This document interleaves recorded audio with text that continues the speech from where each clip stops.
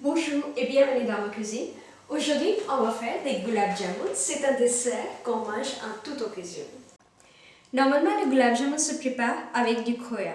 Mais ici, comme on ne trouve pas de khoya, on va faire une préparation qui le remplacera. Pour faire du gulab jamun, il nous faut 75 g de lait en poudre, 2 cuillères à soupe de beurre, 1 cuillère à soupe de farine, 1 cuillère à soupe de semoule fine que j'ai trempée dans l'eau chaude, 2 à 3 cuillères à soupe de lait, une pincée de baking powder. Baking powder, vous le trouvez dans les magasins asiatiques, c'est ce qui donne les côtés spongieux des gulab jamun.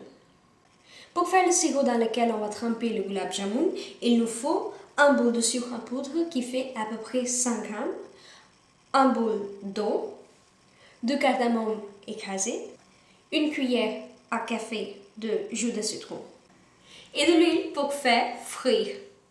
Pour le sirop, je mets le sucre, l'eau, le cardamome, le jus de citron et je le mets à chauffer. Pour la pâte de gulab jamun, je mets tout d'abord la farine, une pincée de baking powder, la farine, le beurre et puis je les mélange tous ensemble.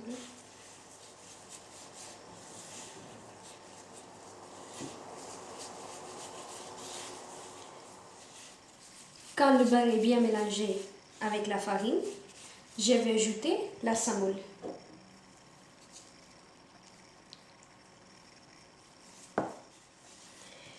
Il ne faut pas que ça soit trop humide. Je mets le lait,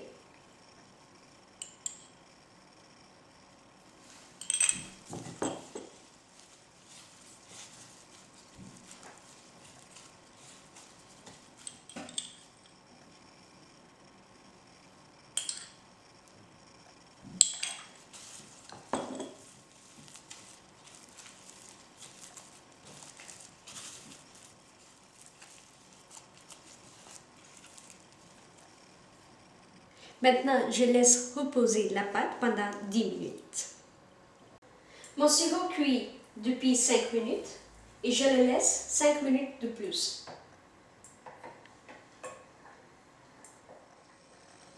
Ma pâte est maintenant reposée. Je vais la diviser en petites boules.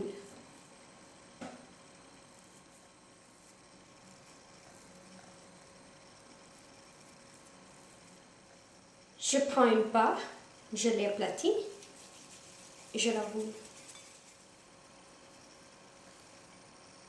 Je mets toutes les boules.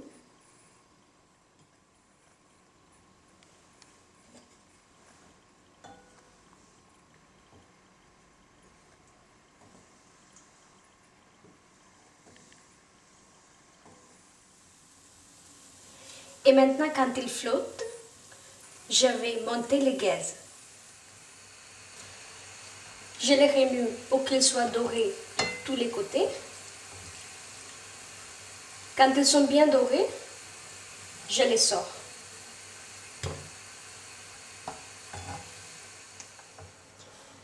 Et maintenant, je les mets dans le sirop. Il faut que le sirop soit chaud, mais pas bouillant. Je les laisse tremper au moins une demi-heure.